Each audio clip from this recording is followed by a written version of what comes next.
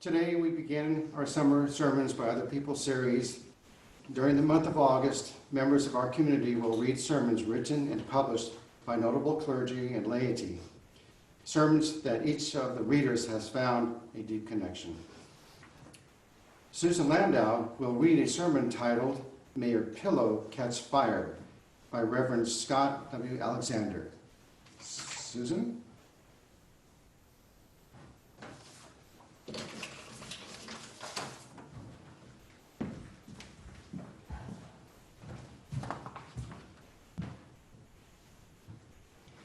So I want to say that there's a full moon in Aquarius on Monday, and I think that's what's causing okay. some of these problems. So this sermon was written by the Reverend Scott Alexander, and as of 2010, he has been a minister at the UU Fellowship of Vero Beach Incorporated in Vero Beach, Florida. He attended Star King School for the Ministry in 1974 and was ordained in 1975. Since that time, he has served as minister for UU churches in Halton, Maine, Fanwood, New Jersey, and 2 locations in Boston, Massachusetts, and 2 locations in Bethesda, Maryland. Due to time constraints and the length of this sermon, I have edited some portions of it. If you would like to read the entire sermon, it can be found on the uua.org website. Be aware that the sermon I am presenting was written in 2015, so bear in mind that current references are from 5 years ago. It is entitled, May Your Pillow Catch Fire. It was still dark that morning in 1942 when the Gestapo rousted from bed the Jews of Babova, a Polish village. In the confusion, 12-year-old Samuel Oliner slipped away and hid on a roof, still in his pajamas. The next afternoon, when he dared to look around, the ghetto was silent. The Jews of Babova, murdered that day, were lying in a mass grave in the nearby countryside. Samuel found some clothes in an empty house, and skirting German patrols and Polish looters, fled to the country. There, after walking for 2 days, he found his way to the farmhouse of Bałwina Peacock, a peasant woman who had been friendly with the family. Mrs. Peacock knew when Samuel knocked at the door that she would be shot if the Germans found her harboring a Jew. Without hesitation, she took Samuel in. Bałwina taught Samuel the rituals of Polish Catholic life, how to go to confession, how to pray, and the catechism. With her help, Samuel posed as an impoverished Polish stable boy in search of work and a place to live. Thus it was that Samuel Oliner survived the war. It is with this moving story that a recent New York Times article on what makes for human goodness began. Clearly, it was Mrs. Peacock's uncommon and courageous goodness which snatched this young Jewish boy from certain death. By some estimates, as many as 200,000 Jews, like Samuel Oliner, were saved from Nazi butchers by good-hearted non-Jewish rescuers. I want to point out that's a pretty big number, 200,000. Now, a group of social scientists is reaching, as they put it, into the cauldron of good and evil that was World War II, to study those exemplars of human goodness, to see if there are any common identifiable characteristics among those brave and beautiful people who altruistically risked everything to save others. The director of this project, you might be interested to know, is an eminent sociologist from Humboldt State University in California, a man by the name of Samuel Oliner. We want to find the common threads among the few who helped, Oliner writes. We want to know the differences between the rescuers and those others who might have helped, but chose to look the other way. He and his research team already have interviewed 140 of what another author has called the righteous Gentiles, and are racing against the clock to reach more of these good souls before they die of old age all over Europe. But Dr. Oliner's project on the sources of human compassion and altruism has been able to establish some preliminary conclusions about the characters of those who selflessly helped. What the sociologists generally found is that most of those who bravely hid Jews from Hitler's final solution share two personal characteristics. First, these were people with a strong sense of personal self-worth. And secondly, they all had a clear set of compassionate human values learned in childhood. Now let's take each of these two foundations for human goodness in turn and see what they might have to teach us. First, I think it would not surprise us that these rescuers of humanity share a strong sense of personal worth and security. For doesn't it make perfect psychological sense that, generally speaking, one has to feel good about one's own self before one is able to express much goodness towards others? This, of course, is not a new idea. For well over 2,000 years, Jesus framed his enduring gospel of human responsibility and goodness in this way: love your neighbor as you love yourself. Even in his primitive, pre-psychological age, Jesus seems to have intuitively understood that love and respect for the self is a spiritual prerequisite for love and respect directed toward others. In our time, it has been humanistic psychologists, most noticeably Abraham Maslow and Erich Fromm, who have asserted that self-esteem and personal security are the starting place for all healthy and humane human relations and societies. And this makes such perfect practical sense, doesn't it? For how, I ask, can I be respectful and loving and nurturing toward the humanity around me if I despise and loathe the humanness within me? If I don't respect and revere the manifestation of personhood I know best, namely my own self, in this familiar little sheath of skin, how in God's name will I respect and revere those often odd, idiosyncratic human manifestations that all of you are? Clearly, love and respect for self creates the core of human affection, of human affirmation from which love and respect for others spring.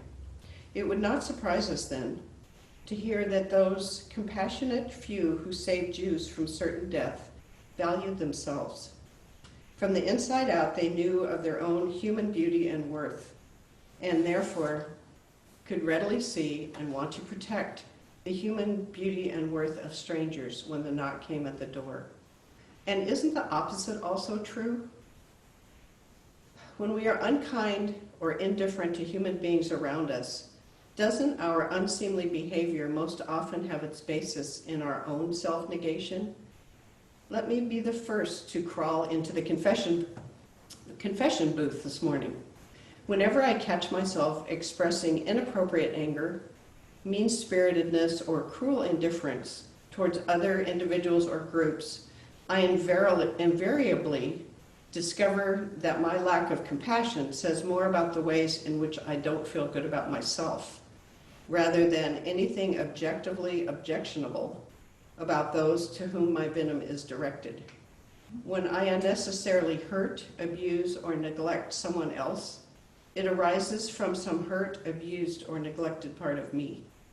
My lack of goodness is invariably a reflection of my own pain and inadequacy as a person, rather than caused by anything wrong with those to whom my toxicity is directed. And this truth leads me to the next point the sociologists studying the sources of human goodness have made.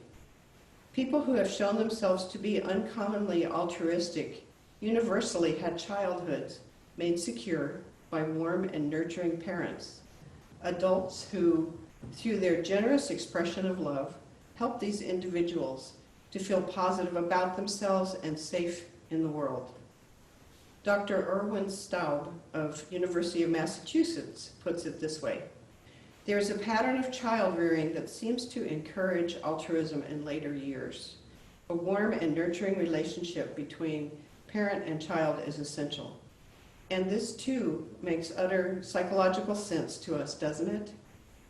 For surely it follows that if our parents pass on to us a strong sense of our own personal worth and dignity, that we will naturally be inclined to confirm and celebrate the human worth and dignity of others from that core of happy wholeness and health.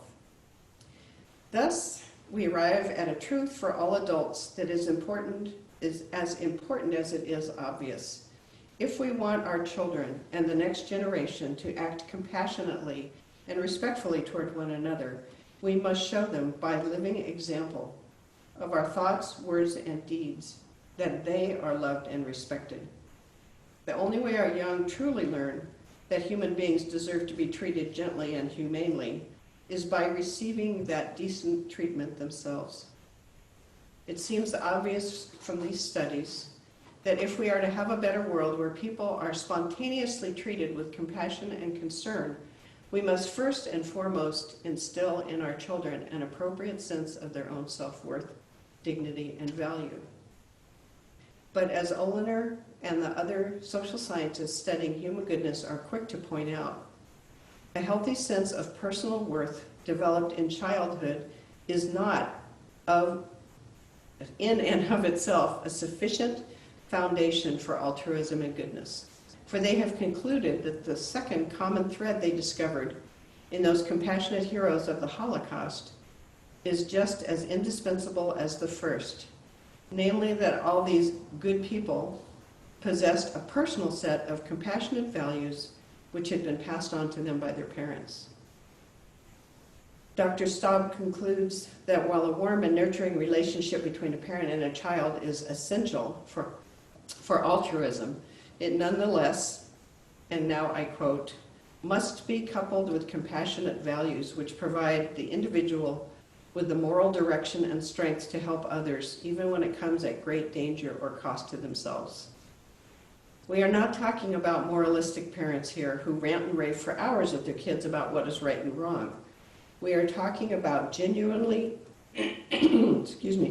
moral parents who by everyday example teach clear moral values and compassionate behavior. As Harvey Hornstein put it in his fascinating little book, Cruelty and Kindness, children who become humane adults do so, quote, because they once had opportunities to observe loving caretakers being concerned about the welfare of other human beings. They learn goodness quite simply by example, end quote. But I fear I've gotten ahead of myself in this discussion on the sources of human goodness, for I have not suggested just where the basic impulse to treat others compassionately comes from. I must ask, when all is said and done, what fundamental spiritual attitude of the human heart gives birth to goodness? I am shifting from psychology to spirituality now. Well, I suppose there are any number of respectable answers for so vast and important a question, especially among the free-thinking Unitarian Universalists. But I personally most resonate to Harvey Hornstein's strikingly simple answer. He suggests that what makes for altruism and compassion in our world is people passionately feeling their fundamental connectedness with other human beings. We are good to those around us when we know deep down the centers of our trembling hearts that they belong beautifully and irretrievably to us as fellow human beings on this holy and tender planet Earth. Hornstein believes that human compassion and goodness are fundamentally given birth in our world through people who spiritually feel, and now I use his nomenclature, the bonds of we rather than the barriers of them. This hopeful human idea, which understands the importance of seeing human connectors rather than dividers, resonates beautifully with my understanding of the soul of our noble religion. For lying at the compassionate center of Unitarian Universalism is the astounding idea that every man, woman, and child on earth is a precious part of a family, the human family, of universal belonging and mutual responsibility. Our liberal faith has a vision of humanity's indissoluble oneness, and there is no avoiding it. If we take our Unitarian Universalism to heart, it is up to each one of us to treat every member of our family with just as much kindness, justice, and respect as we can. Some religions in this privatistic and selfish age say little more than, look out for good old number one. Work on your own personal salvation. Get yourself to heaven and never mind the rest of struggling humanity. Such religion, dominated as it is by the goal of personal salvation, is little more, in my view, than spiritual narcissism, a selfish path of the heart that refuses to hear the crying demands for goodness and justice that lie beyond the immediate little sphere of self and family. Many are tribal religions which cast the world into us versus them struggles. Sadly, in our time, many are the religions of individualism and isolationism which free the believer from worldwide human responsibility. But ours, thank God, is a relational religion, a religion that would have us aware and alive to the irreducible oneness that exists between ourselves and human beings everywhere, a religion that calls us into close, caring, and compassionate communion with people of all kinds and colors, no matter how different from us they might at first seem. Ours is a faith that has always dreamt of people everywhere becoming like family, one humanity relating in ever more intricate patterns of compassion and respect. Unitarian Universalism is the demand to be gently and responsibly related to life and persons around you. And this church knows, with Hornstein and other global thinkers, that the genuine compassion for others is best and most beautifully born in the cockles of the human heart, which feels those indissoluble connections, the wondrous oneness. And we will only be genuinely good to one another when we know, by God, that every last human person with whom we share life on this planet is preciously a part of my family, my tribe, my country, me, by God, a part of me. There is a wonderful Hasidic tale told by Holocaust survivor Elie Wiesel, which I feel makes the reality and importance of our human connectedness with one another come to life. The story goes that a young man in Jerusalem wanted to visit Rome, which was the ruling capital of the Western civilization, a very strange and different place from Jewish Jerusalem. His mother protested, as worrying mothers are wont to do, and asked him, "How will you eat? Where will you sleep?"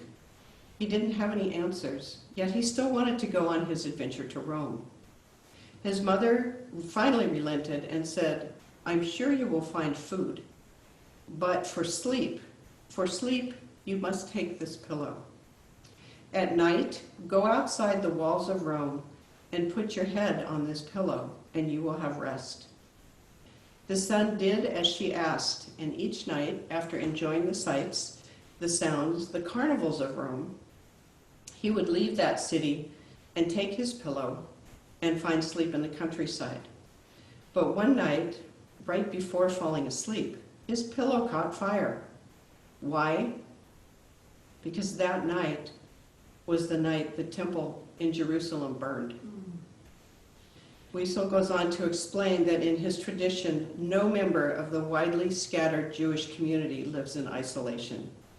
On a very real mystical level, what happens to one Jew happens to all Jews, for they are spiritually and mystically bound together in one being, one indissoluble community.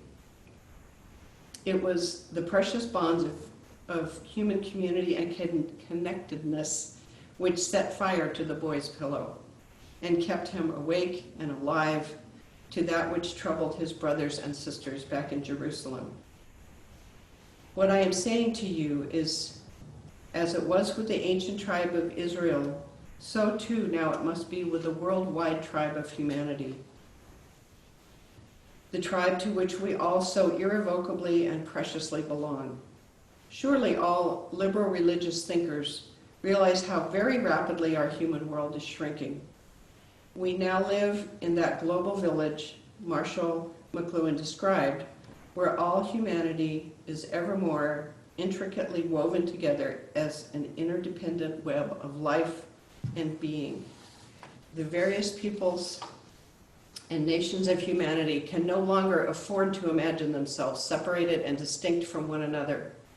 If we are to survive on this tiny blue-green spaceship, Earth, a new global consciousness of our interrelatedness must be quickly brought to birth, and humanity must begin learning how to live together as an interdependent family, with peace and understanding flowing into every corner of the globe.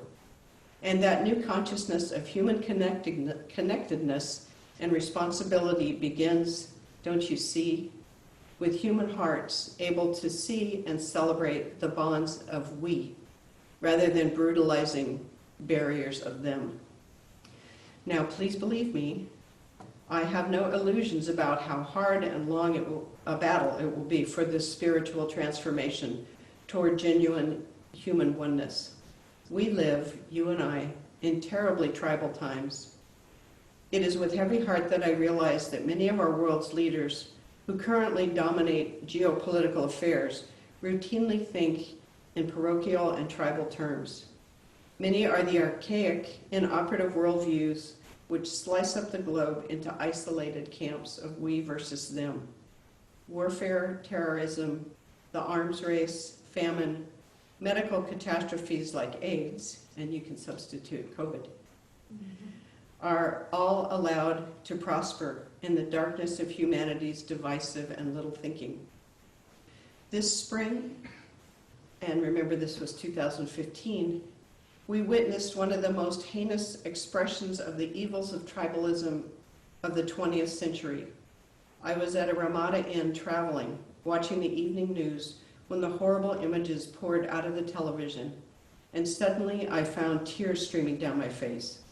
There before me were the obscene newsreel pictures, you probably all saw it, of that Kurdish father and child dead at the doorsill, murdered by Iraqi poison gas that day. And you could see by the configuration of their bodies that the father had desperately tried to protect his daughter from this war crime that no nation had committed since World War II, but had failed. We must say to the Iraqis and Iranians and all others who would slaughter innocent human beings in such evil ways, no, it is not acceptable. It is not acceptable. It is not acceptable. We will not trade with you, have an embassy on your soil until you stop this heinous, evil behavior. Of all the many spiritual responsibilities that fall to us as Unitarian Universalists, none is more pressing than that of helping humanity to realize its holy interdependence, its indissoluble oneness. I want my religion, I want my Unitarian Universalist faith to call on me to ever enlarge the capacity of my heart, to challenge the world, to challenge me toward goodness and mercy, even when it comes at great personal cost. I want a faith which teaches my soul to organically feel the joy and sorrow of others, which reminds me of my inescapable responsibility to love and serve my far-flung, often difficult family. I want a church which refuses to let me morally and spiritually separate myself from the trials and tribulations of my global brothers and sisters, wherever and however I find them.